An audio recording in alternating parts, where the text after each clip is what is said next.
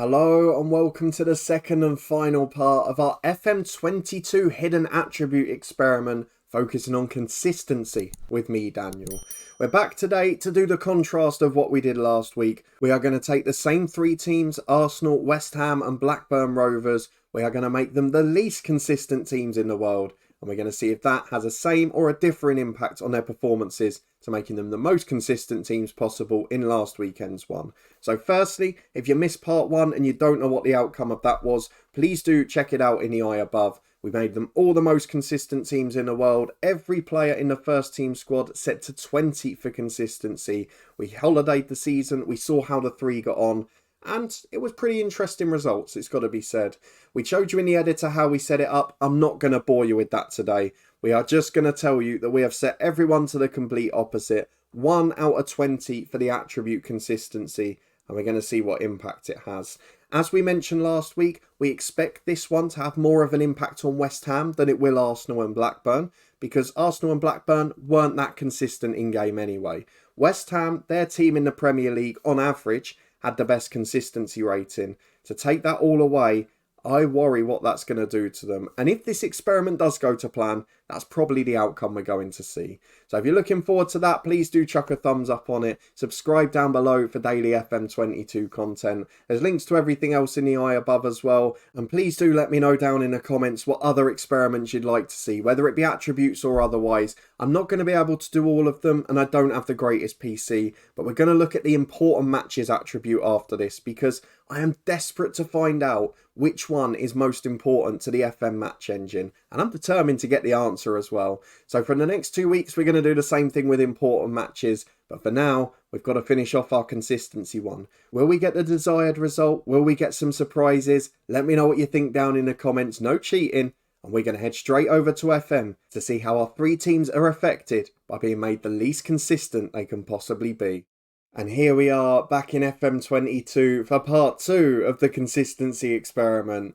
The same date, after the first season, the same three teams affected, but this time the complete opposite end of the attribute scale. The consistency is set to 1 for every player from Arsenal, West Ham and from Blackburn too. Let's see if our thoughts from last week are going to be reaffirmed or if we end up scratching our head and going straight back to the drawing board. So 31st of May, we have had the season. Let's see how it's panned out. We'll start, of course, with Arsenal, just as we did last time. And Arsenal have finished in 4th place, so not as high as they did last time. We'll see what it's like in terms of the table after, whether they got more points, whether they were able to get more results. But that's not what I'm worried about in this save. I'm not worried about the fluctuation in the table. What I'm worried about is how their results look. Are they beating the teams they should beat? Are they losing to the teams they should lose to? Or is there a difference there? We're trying to find out if consistency or important matches or whatever other attribute is most important or most influential to this. So when we're signing players in the future, we can know which one to go for. Let's have a look at the players and start there. Are we going to get the same on the average ratings front? Is everyone going to be very good? Selection info? No. Very different, actually. A lot of the players who started regularly have got a lower match rating. So that would suggest we're not getting less consistent performances even. We're getting less good ones. So definitely a change on that front. The player ratings are nowhere near the same level. Most of those good ones are out on loan as well. So if we get rid of them, from the players at the club this season, wow. We're actually seeing a lot of really poor performances. And you can see in the middle there, some of the games they have played well. But there's a lot more awful games in the middle, which is dragging them down. Very interesting that. I didn't expect to see it. Lacazette's the only beneficiary. He scored more goals and had a better season. The same players are at the top, but that's a big surprise. I did not expect that when we started. And that maybe shows that rather than affecting the results overall, the individuals it has far more of an impact on than the team as a whole. That's definitely something I'm taking out of this. Let's go and have a look at the schedule though. That's the most important bit. I think bar Marcus Rocker, they've not signed anyone there, have they? So, and he only played 2 games. So they've still got basically the team they started with. Oh, and Kennedy, I missed him. But again, mostly a substitute. Let's see what the schedule looks like. How did they do? Well, I can immediately notice a difference here. Better performances and results against some of the big sides. So they beat City on the opening day. They lost at home to West Ham, maybe understandable, another team that's affected by this. Lost to Southampton, lost the North London derby, lost to Chelsea, which is fine, but then lost to Leeds and Leicester. Let's keep going down. They won the Carabao Cup. So inconsistent performances. Has that meant better in the Cup, worse in the league? Lost to Palace in the league, drew with Everton. They're actually doing better against the bigger sides. It's what I'd kind of expect to see from the important attribute rating being 20. Or has that just taken on added significance now the consistency's won? Because a lot of the teams they're losing to are unexpected ones or dropping points against. And again, you can see Brighton on the final day, Brentford and Newcastle as well. But they did a lot better in the Cups, particularly the Carabao Cup, and they have got a trophy to show for their season. So maybe it does reflect what we were expecting. Certainly a slight difference from what we saw last time out, and maybe the consistency value is not having quite the desired impact, but it seems to be affecting the important matches more. And I'm going to have to do an experiment on that attribute now to see if that leads to the same results, because that's slightly bizarre and not entirely what I'd expected, I'll admit that. So with Arsenal done, let's have a look at some of their star players, because we still had the top performances from Saka. Have his other attributes developed? Not really, but he stays similar to last year and produced similar performances. What I'd be interested to know, if we can look at his stats, is you can see some very good ones and then dips rather than just the consistent 7.5 out of 10 we were getting before. That is the part we were expecting. Same for Ødegaard, 25 assists. One shocker though, the penultimate game. So not always having good matches, but a really good footballer. And their other stats maybe are developing more. Perhaps the surprise of the season is Nicola Pepe. But is that just because, and thinking about this logically, he had one of the lowest consistency ratings in the team. I think it was 8 out of 20 or something of that ilk. So for him to now play regularly, he's not been affected anywhere near as much as any of the other players in the squad. And it seems to be showing. He's been a regular, he's scored and got bundles of assists, and he's played really well. So Nicola Pepe, the big beneficiary, and the ones who had the lower consistency to start with, definitely lost the least from this. So there are some surprises, but overall, individually, what I expected has happened. With Arsenal done, let's move on to West Ham, who last week stayed consistent in the league, but they were the ones who went on and won the FA Cup. Now, we've got to remember, West Ham is where I'm expecting the most in this one, because they had one of the most consistent teams across the Premier League in terms of attribute. Putting them all down to one should have a big impact. But will it have an impact negatively, or will they be raising their game on certain occasions and then having big dips? That's what we want to see. Let's have a look at the Hammers. Well, we've got a manager change, and this is having a bigger impact than I expected. We had a chat last week in the comments about, was this going to be effective? Was the sample size too small? And I've tried to mix that up by having a contrast. And we seem to be getting some pretty clear results here, because West Ham are 14th when their expected position was 8th or 9th. And that must be based a lot on the level of consistency, because they've suddenly lost an awful lot from their game. It was one of their main features as a team, and we've taken it away. And look at the impact it's had. So let's start by having a look at the players and the average performances. Only 2 players above a 7 average rating for the season, Bowen and Souček, and only just as well. Declan Rice has lost an awful lot from it. He's had a pretty poor year in the middle there. And it looks like West Ham have really struggled as a result of the changes we've made. They did sign Martin Braithwaite in January, who incidentally has then been one of their best players. So is consistency individually maybe the biggest driving force for good average ratings? I'd certainly suggest so from what we've seen so far. Whether or not the important matches will change that next time, I don't know. But I'm surprised by just how much of an impact that's had. The ratings everywhere else are absolutely terrible. And these good players who haven't then got the consistency of playing to their level every week, when they're off at even 5 or 10%, it is having a major impact. Let's have a quick look at Jarrod Bowen, who did manage to survive at the top of his game. He's nowhere near as good as the last year, but he did all right. Scored a lot of goals in the Europa League. And actually, if you take that away, he's not had the best season overall. So definitely a big impact on West Ham, as we perhaps expected. Now let's have a look at the schedule to see exactly what's happened over the year for them. I can't imagine they've won the FA Cup this time. Look at that first half of the season. Raised their game against Arsenal and Palace, but lost to Burnley, Watford, Norwich, Newcastle. It is almost the exact opposite of what we had in the last save. And in fact, from the end of August, they only won one game for the rest of the calendar year in the league, at home to Leeds. So we saw, going back to last week, they won virtually every single game against the bottom half side they were expected to beat. Here, they've barely won one. Even one of their 3 victories was against the top half side. That is startling. They're beaten by Arsenal in the Carabao Cup, who of course went on to win it, breezed through the Europa League. So we always talk about morale being an issue. But in the Europa League, they were getting that win every other week. They were still building that morale from victories. But they weren't able to take advantage. So maybe the attribute side, the technical side, and particularly the mental side is more important than the morale in this game. And we've always thought the opposite. Dynamics being crucial. Maybe not so much. It'll be interesting to see at what point the manager changed, because they did finish the season well. I mean, there's another headline news here. Forget they went out the FA Cup to Leicester. They lost in the Europa League second knockout round to PSG. What on earth are they doing in the Europa League after Christmas? That is a catastrophic failure. Towards the end of the year they did pick up, but again partly against sides in the top half.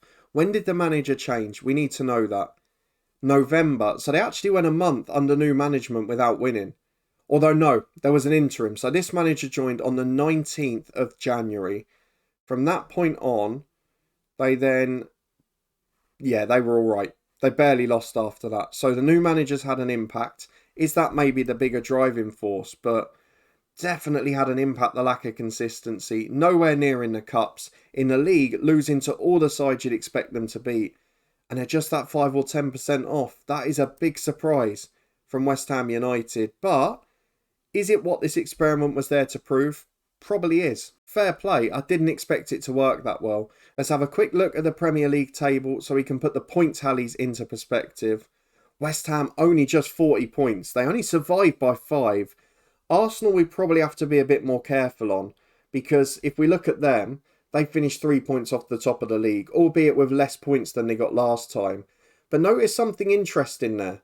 Both of the teams, a big lack of draws compared to other teams in and around them in the league. So those sides where West Ham were expecting to finish, all between sort of 8 and 11, 14 draws.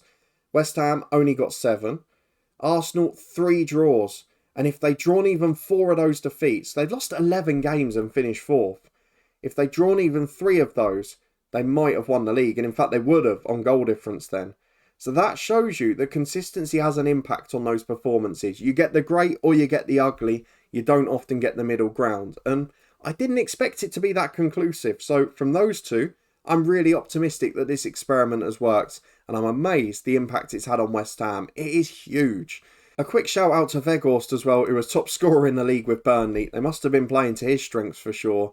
Let's have a look though at Blackburn Rovers, down to the most unpredictable league in the world. They snuck into the playoffs with consistency last time. You could argue they've got less to lose because they are a pretty inconsistent team normally, and they are a younger one on paper. So with the lower attributes, it shouldn't have as much of an impact, but will it stop them getting into the playoffs this time? Let's go and have a look. And in the final part of the experiment, we are left scratching our heads. Have Blackburn been able to raise their game? And this might be an important thing actually when it comes to the next experiment for important matches. With lower consistency, we're seeing generally that teams are playing better against the bigger sides and less well against the sides they're expected to beat. So is it placing that more importance on important matches now? Because consistency, they've got nothing to go on. And if they're going more on important matches, in the Championship, there are loads of big games. There are so many sides competing for that top 6. Is that what perhaps is making a difference? Let's delve into this one a bit more. We start by having a look at the squad, because Blackburn have finished 3rd, and I don't know if they've won the playoffs. Let's see. That is really, really interesting and not what I expected. Not one player has an average rating of above a 7 this year. Can someone explain this to me? Because Arsenal and Blackburn have still done really well. Blackburn have finished 3rd in the Championship. They must have won a lot more games than they lost.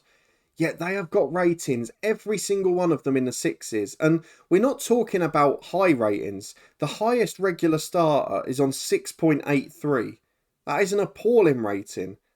and they're still somehow in that top 6 mix. Ramirez is the second best rated player. I don't know how they got him, but they brought him in January. He had a bit of an impact. Ben Brereton Diaz was top scorer again. Only scored 2 goals less than the other season, the most consistent experiment. But for some reason, his average rating is about 0.3 down. I can't work this out. The consistency has clearly had an impact on the average rating. Of that, there is no doubt. Regardless of whatever else we take out of this experiment and what we agree or disagree on, it has had a big impact on the individual player's average rating. What I don't understand is how the average ratings can be that. How can you be getting a 6.5, a 6.6 every week and still winning nearly every game? We have got to take a look at these results. Are they just snuck 1-0s? Because there's not a lot of goals in that Blackburn team. That can't be more than 1 a game between them. I'm intrigued. This one has intrigued me. More than surprised, more than pleased. I am just really interested to see how this has worked. So let's head over to the schedule. We have got a lot of 1-1 draws, a lot of 1 goal and 2 goal victories. So let's have a look as we go throughout the season. They started really well again, the same as Blackburn did in the other experiment, most consistent. And they finished awfully again. So Blackburn, they've been almost identical in terms of where their form dried up. It's that same last 2 months where they've just completely collapsed. And maybe that's something else. Maybe that is that big match mentality. Maybe that's a bravery or determination thing. I don't know. Because we have seen that both in real life, in the most consistent and least consistent. So consistency has had no impact on Blackburn dropping away at the end of the season. We need to find out what has, and we're going to include them in the future experiments. Will them being better at important matches maybe change this around? I don't know. With a young squad, perhaps it will. But a very similar season for Blackburn. They just finished a few places higher. And maybe that's where the average ratings went. But they haven't lost many games by more than a goal. So I don't know, with all the other wins at the start of the season, how they're so bad over all those ratings. I don't know. I really don't get it. But still, they lost to Nottingham Forest in the playoffs narrowly. It was a good season for them. Let's have a look at the points totals. Stoke got promoted, blimey. Same top 2 as real life, 78 points. So actually 8 clear in the playoffs, plus 18 goal difference. How many did they score overall? 52 goals, but they had the best defence in the league. So Blackburn Rovers, let's get this right. They've conceded 8 less goals than anybody else in the division. 34 goals from 46 games is exceptional. But no player has got a rating over a 7. Kaminsky and Van Heck, fair enough, were the best 2, but 6.78 and 6.83. That doesn't add up. You can't just drop off the average rating for consistency. There's got to be a reason behind it. And I cannot find it. Let me know in the comments if you've got any solutions, but that is really weird to me. Blackburn have done well. They've maybe kiboshed the experiment and the thoughts on it overall. But the average ratings for me is the bit that's left me stumped. And it was only going to be a little feature at the start of this. So let me know down in the comments if you think this has cleared up the experiment or not. Perhaps it has gone as we expected. Arsenal gained an awful lot in the last one, the most consistent, from having a big jump up in consistency. And West Ham had the most to lose this time. And boy, they did. From taking a really consistent team and making them the most inconsistent they can be. They've ended up losing against a lot of teams you'd expect them to beat. But for Blackburn, it looks like important matches might be more important. And that will be the next experiment next week. We'll look at them all over the course of a season with 20 for important matches and then the following week with 1. And maybe that will have more of an impact. I have to find out which attribute is most important in FM22. If you did enjoy this one though, please do put a thumbs up on the video. Let me know any other attributes you feel could be important or maybe linked to what we're seeing in this experiment. If you want to stay up to date with future videos, then please do subscribe down below and turn that notification bell on. There'll be another top 3 this weekend. Hopefully it takes off as much as last week's did. And of course, we'll be back throughout the week with our daily FM stories. Thank you very much for watching. I'll put the top 3 playlist above my head now. And I'll see you back here this time next week as we move on to the important matches attribute.